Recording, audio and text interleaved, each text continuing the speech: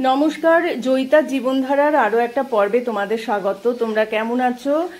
আশা করি ভালোই আছো। আমরা ভালোই আছি। আজ তো রথ, আমরা যাব মাহেশের রথ দেখতে এক দাদার বাড়িতে। সেই দাদা বক্রেশ্বরে যখন আমরা ছিলাম, তো আমরা একই কোয়ার্টারে থাকতাম। খুব ভালো মানুষ। অনেক দিনই বলেছে যাওয়ার কথা, কিন্তু যাওয়ার হয়ে ওঠেনি। প্রথম থেকে ভেবেছিলাম যে মাহেশে যে রথের মেলা তো খুব বিখ্যাত, সেখানে যাব, তো যাচ্ছি। চলো আমাদের সঙ্গে থাকো। এটা একেবারে নতুন একটা, আমাদের কাছে নতুন, অন্যভাবে যাওয়ার কথা ছিল যে বালি স্টেশনে নেমে, নিচে নেমে মানে বালি হল্টে নেমে সেখান থেকে ট্রেন ধরে আমরা যাবো হচ্ছে শ্রীরামপুর। আজকে যাচ্ছি এক দাদার বাড়ি। বক্রেশ্বরে থাকাকালীন আমরা একই কোয়ার্টারের উপর নিচে থাকলাম। ভীষণ ভালো মানুষ। আর ওদের ওখানে যাওয়ার মূল উদ্দেশ্য হচ্ছে যে আমাদের এই ভারতবর্ষের দ্বিতীয় প্রাচীনতম রথ মাহেশের রথ দেখতে। বহুকালের ইচ্ছে যে মাহেশের রথ দেখব। রাধারানীর গল্প আমরা অনেকেই পড়েছি, সেটাকে চাক্ষুষ করবো। আজকে ওনার বাড়ি যাচ্ছি। বারাসাত থেকে একটা বাসে করে আমরা বালিতে এসেছি, বালি ঘাটে নেমেছি। সেখান থেকে নিচ থেকে নেমে এই অটোতে উঠে যাচ্ছি। এখান থেকে 15 মিনিট লাগবে। এবার এই অটো করে যাব হচ্ছে কোন্নগর বাটা। আমাদের দাদা এই পথ নির্দেশ করে দিয়েছেন। কোন্নগর বাটাতে যাব, বাটা থেকে আবার অটো ধরব। কোন্নগর বাটা থেকে অটো ধরে যাব গাঙ্গুলি বাগান, শ্রীরামপুর। তারপরে ওনার বাড়ি পৌঁছব। বাড়ি পৌঁছে তারপরে এই রথের মেলা এই সব দেখা দেখি হবে। সঙ্গে থাকুন, দেখতে থাকুন জয়িতার জীবনধারা।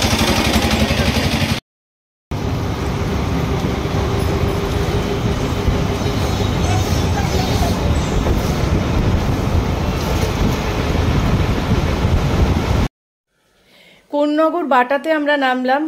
অটো করে এসেছিলাম। এখানকার রাজবল্লভী সুইটস খুব নাম করা মিষ্টির দোকান, দাদার কাছ থেকেই শুনেছিলাম।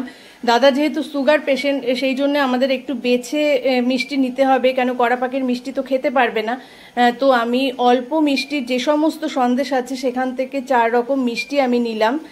নিয়ে দাদার বাড়িতে এবার যাব। আবারও অটোতে উঠতে হবে। আর একটা কথা বলি, আমরা কিন্তু টেস্ট করেছিলাম, এখানকার মিষ্টি কিন্তু দুর্দান্ত খেতে। তো যারা ওই এলাকায় থাকো তারা অবশ্যই জানো। আমার কাছে নতুন লাগলো, খুব ভালো লাগলো বলেই তোমাদের দোকানটা বললাম, দোকানের নামটা বললাম।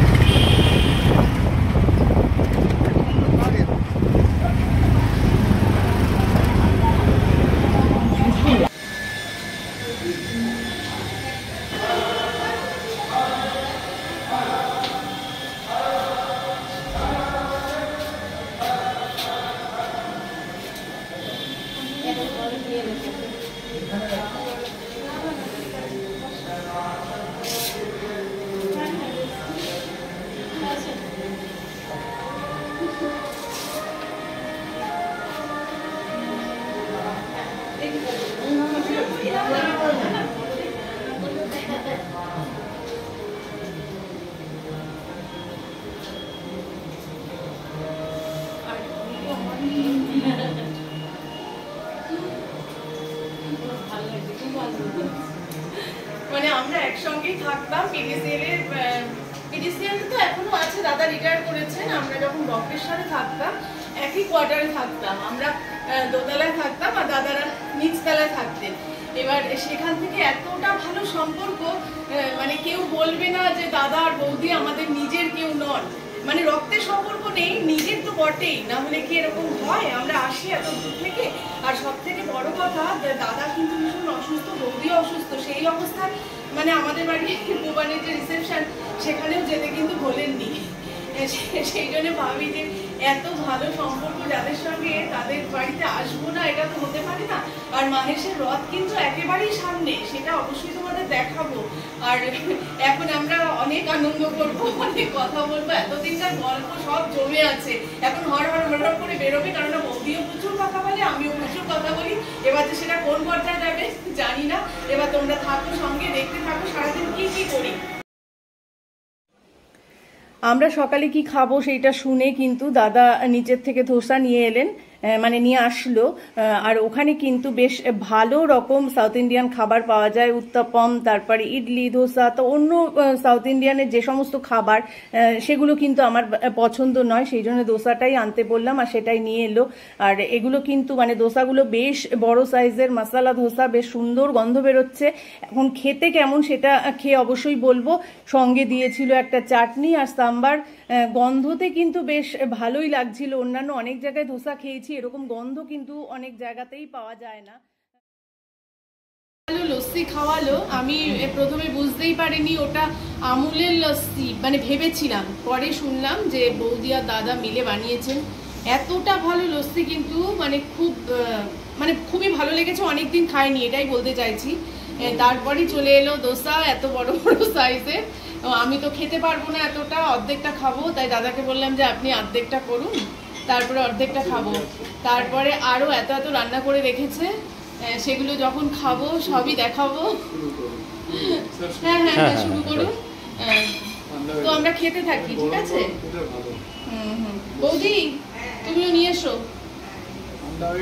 হ্যাঁ, প্রাচীনত্ব আর ঐতিহ্যের নিরিখে পুরীর পরেই যে রথের বা রথযাত্রার নাম আসে তা হলো মাহেশের রথযাত্রা। মাহেশকে বলা হয় নবনীলাচল। প্রচলিত রয়েছে যে শ্রী চৈতন্য মহাপ্রভু একবার পুরী যাত্রার পথে মাহেশের মন্দির দেখতে এসেছিলেন। এখানে তিনি অচৈতন্য হয়ে পড়েছিলেন এবং সমাধিস্থ হয়েছিলেন। তখন থেকে এই জায়গার নাম হয় নবনীলাচল।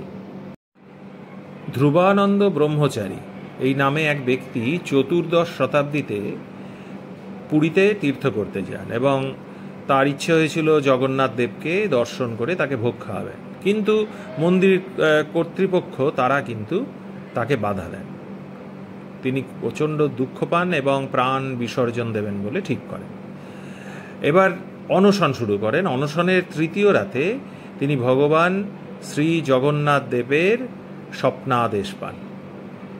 স্বপ্নে ভগবান তাকে বলেন যে হুগলির মাহেশে আসতে, যে তুমি মাহেশে যাও এবং সেখানে গিয়ে তুমি কাঠ পাবে, সেই কাঠের সাহায্যে দেব মূর্তি বানাবে। এবং প্রবল ঝড় ঝঞ্ঝার রাতে গঙ্গার ধারে বসেছিলেন ধ্রুবানন্দ। সেই সময় গঙ্গায় একটি নিম কাঠ ভেসে আসে। সেই নিম কাঠ দিয়েই জগন্নাথ, বলরাম, সুভদ্রার বিগ্রহ নির্মাণ করেন। কালের প্রভাবে সেটাও নষ্ট হয়ে যায়। পরে জিটি রোডের ধারে বর্তমান মন্দিরটা 1755 সালে তৈরি করে দিয়েছিলেন কলকাতার পাথুরিয়া ঘাটায় নারায়ণ চন্দ্র মল্লিক নামে এক ভক্ত। 1797 সালে মন্দিরে কাঠের রথ বানিয়ে দিয়েছিলেন রামকৃষ্ণদেবের শিষ্য বলরাম বসুর দাদু কৃষ্ণরাম বসু। কিন্তু তারপরে সেই রথ নষ্ট হয়ে যায়, জীর্ণ হয়ে পড়ে। তখন 1798 সালে কৃষ্ণরাম বসুর পুত্র গুরুপ্রসাদ বসু 9 চূড়া বিশিষ্ট নতুন কাঠের রথ নির্মাণ করেন। 1884 সালে রথযাত্রার দিন বল্লভপুরে গুন্ডি চাবাটিতে সেই রথটিও পুড়ে যায়। ঠিক আছে, তারপরে কি হয় যে বসু পরিবারের বংশধর শ্রী কৃষ্ণচন্দ্র বসু পরের বছর এই যে বর্তমান যে রথটা আপনারা দেখতে পাচ্ছেন, এই লোহার রথটা নির্মাণ করে দেন। মার্টিন বার্ন কোম্পানি রথটা তৈরি করেছিল। সেই সময় দাম পড়েছিল 20,000 টাকা। এই রথটি লোহার কাঠামোর উপর কাঠ দিয়ে তৈরি, 4টে তলা আছে, এতে তল বিশিষ্ট, উচ্চতা 50 ফুট। ওজন 125 টন। 12টি লোহার চাকা রয়েছে এর। রথের গায়ে একতলায় শ্রীচৈতন্য লীলা, দ্বিতীয় তলায় কৃষ্ণলীলা এবং তৃতীয় তলে রামলীলা চিত্রিত আছে। 4 তলায় শ্রী শ্রী জগন্নাথ দেবের বিগ্রহ বসানো আছে। রথের সামনে 2টো তামার ঘোড়া লাগানো হয়। কাঠ নির্মিত সারথিও থাকে তাদের। 1885 সাল থেকে এই রথের যাত্রা শুরু হয়। নীলাচলে পুরুষোত্তম জগন্নাথ নাম, সেই নাম প্রকট হয় মাহেশের ধাম। তো সবাই খেতে বসে পড়েছি, আর বৌদি সারাদিন বসে এত এত রান্না করেছেন, মানে আমি দেখে মাথায় হাত, মানে এক একটা করে পরিচয় করিয়ে দিই কি কি করেছে। প্রথমে এটা মাছের মাথা দিয়ে বৌদির স্পেশাল একটা ঘন্ট শুক্তো টাইপের, যেটা আমরা যখন বক্রেশ্বরে একসঙ্গে থাকতাম, মানে একই কোয়ার্টারে, এই খাবারটা কিন্তু বৌদি অনেকবার রান্না করে খাইয়েছে। আমার সেটা দেখে মনে পড়ে গেল। এইখানে আছে ইলিশ মাছের মাথা দিয়ে কচুর শাক। পটল ভাজাটা দেখো কত সুন্দর করে কেটেছে, একদম মানে শিল্পীর নিপুণ হাতে কাটা, যেটা মনে হচ্ছে এতটাই সুন্দর করে কেটেছে। এখানে আছে ডাল, আর এখানে এটা দই মাছ, দই রুই বৌদি না কাতলা, দই কাতলা, আচ্ছা। তারপরে ওখানে আছে তেল পটল, আর এখানে আছে ইলিশ মাছ। এই মাছটা অবশ্য আমি করেছি এসে, কেননা সব রান্না বৌদি করেছে, কিছু একটা করি, রান্না করতে ভালোবাসি তো। আর এই যে এখানে আছে চাটনি। বাবারে, এত রান্না আমিই করতে পারি না, আর বৌদি কিভাবে করলেন এটাই সব থেকে অবাক লাগছে। এবার আমি একটু একটু করে খাই, আর খেয়ে খেয়ে নিন দাদা, শুরু করুন। দেখি বৌদি প্রথমে আমার যেটা সব থেকে প্রিয়, সেটা মানে ইলিশ মাছের মাথা দিয়ে কচুর শাক, সেটা আমি টেস্ট করবো। হ্যাঁ নিশ্চয়, বেশ ভালো, দারুণ দারুণ। আর সব থেকে ভালো লাগছে যে আমরাও রান্নায় একটু মিষ্টি খাই, না হলে ঠিক টেস্টটা আসে না ঠিকঠাক। বৌদিও কিন্তু মিষ্টি দিয়েছেন একটু রান্নায়, বেশ ভালো লাগছে।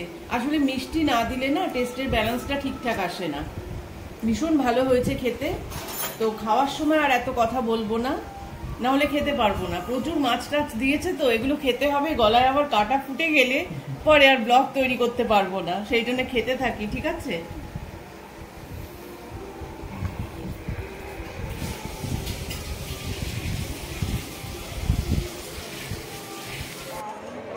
স্নানযাত্রার পরদিন মন্দিরের দরজা বন্ধ করে দেওয়া হয়, কারণ প্রচুর জলে ভিজে দেবদেবীদের জ্বর আসে।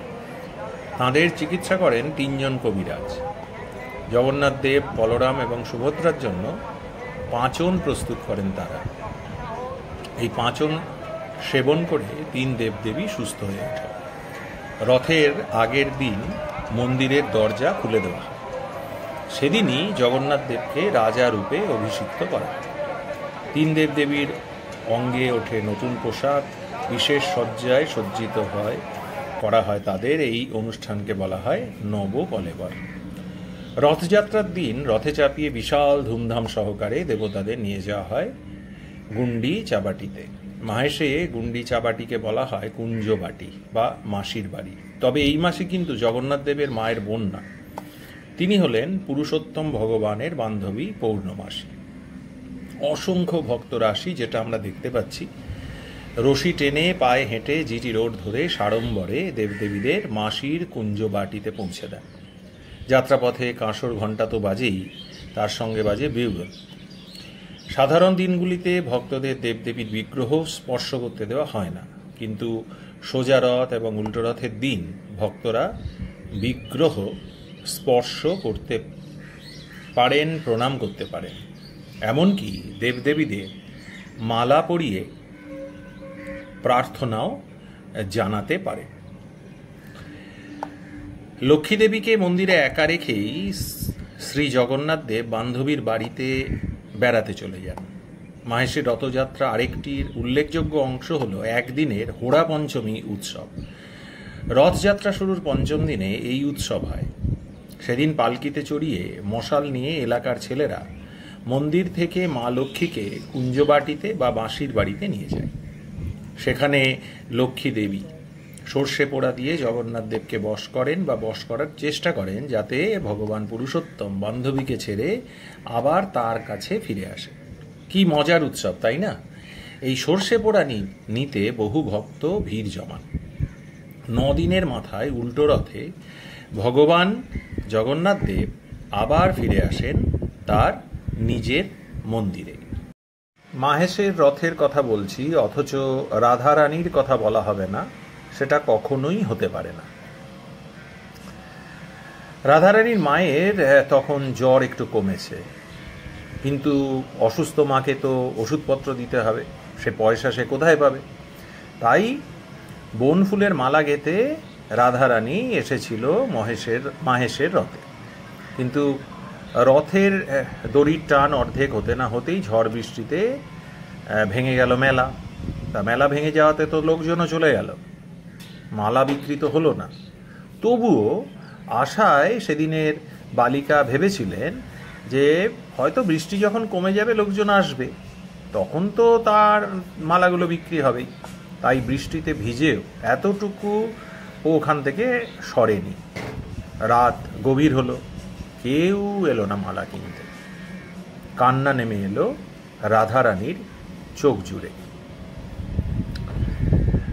বঙ্কিমচন্দ্র চট্টোপাধ্যায় তার যে অমর উপন্যাস বা প্রেম কাহিনী রাধারানী, এর প্রেক্ষাপট মাহেশের রথকে দেখালেও সত্যি সত্যি সেই বালিকা মানে রাধারানী হারিয়ে গেছিল নৈহাটি, মানে বঙ্কিমচন্দ্র চট্টোপাধ্যায়েরই যে জায়গা, সেখানে তাদের বাড়ির কাছে রথ হতো নৈহাটির কাঁঠালপাড়ার চ্যাটার্জি পরিবারের মেলাতে।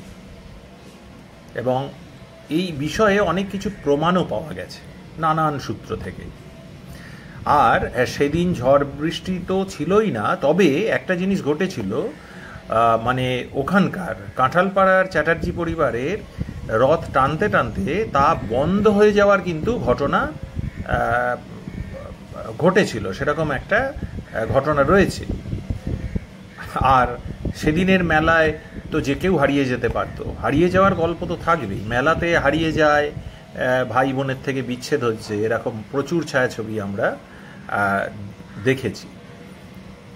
মাহেশের রথ আমরাও এবার প্রথম দেখলাম, দীর্ঘদিন ধরে চেষ্টা ছিল, কিন্তু আমারই প্রাক্তন কলিগ, উনি রিটায়ার করেছেন, সমীর সাহা, আমাদের সমীরদার দাদার সৌজন্যে এবারে মাহেশের রথ দেখা হলো।